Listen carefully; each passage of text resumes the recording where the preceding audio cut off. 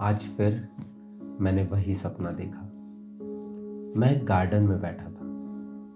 मेरे आसपास सब बहुत खुश थे और मैं भी अपने परिवार के साथ इतना खुश था जितना मैं पहले कभी नहीं था।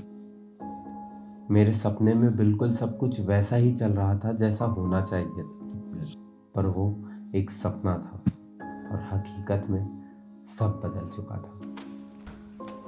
कुछ साल पहले की बात है जब मेरा एक्सीडेंट हुआ और मैं कोमा में चला गया।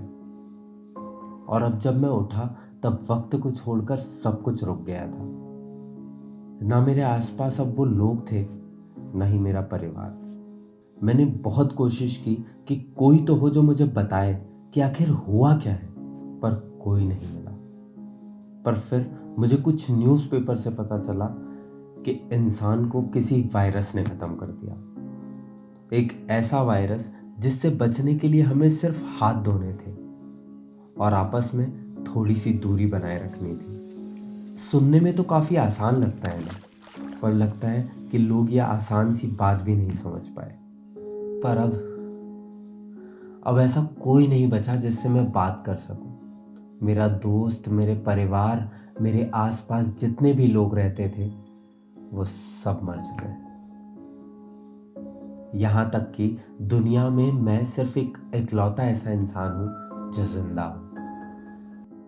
कुछ दिन तो मैंने भी खुद से सिर्फ एक ही सवाल किया कि ये सूरज तो रोज निकल रहा है, फिर लोग क्यों नहीं निकलते। वैसे तो मेरे अब भी कुछ दोस्त हैं, पर अफसोस वो बात नहीं कर सकते। मैं रोज निकलता हूं खाना और पानी लेने के लिए, पर उतना ही लाता हूं जितना कि एक दिन चले, क्योंकि अगर मैं ज्यादा लाया तो अगले दिन मेरे पास करने को कुछ नहीं होगा।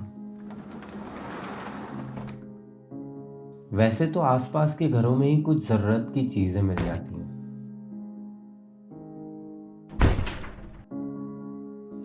पर पता नहीं कि कब तक ये सब ऐसे ही चलेगा।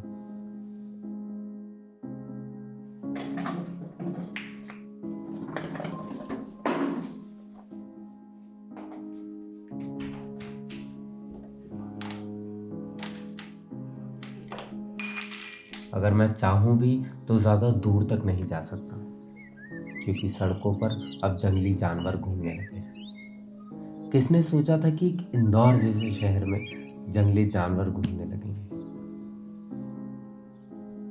आखिर किसने ये सोचा था कि ये खुशियों भरा आसमान गमों की अंधेरी कोठरी बनकर रह जाएगा।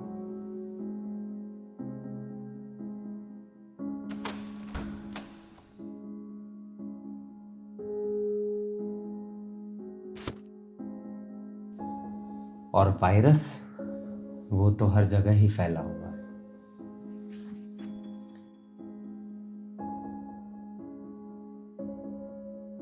कभी कभी तो मुझे ये नहीं समझ में आता कि मैं आखिर अकेला क्यों बच गया। लोग अगर थोड़ा बहुत समझ जाते तो शायद ये नहीं होता, पर शायद उन्हें पैसे कमाने थे। पैसे। वैसे तो मुझे आसपास से बहुत सारे पैसे मिले, मगर वो पैसे अब मेरे सिर्फ आग जलाने के काम आते हैं। आज 1 साल हो गया है और मुझे एक भी इंसान नहीं मिला।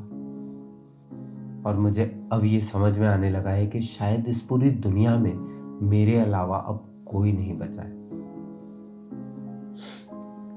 कभी कभी तो लगता है कि मैं अभी भी कोमा में हूँ। मुझे लगता है कि मैं अभी उठूंगा और मेरे आसपास कई सारे लोग होंगे, मेरे दोस्त होंगे, और हाँ, मेरे पास मेरी माँ होगी और वो प्यार से मुझे वैसे ही कोल खिलाएगी जैसे वो खिलाया करती थी। पर अफसोस ये सच नहीं है, और इस सच्चाई को मैंने बिल्कुल अपना लिया है। सच तो यह है कि मैं एक आखिरी इंसान हूँ और मेरे ही साथ ये इंसानियत का नामो निशान भी खत्म हो जाएगा।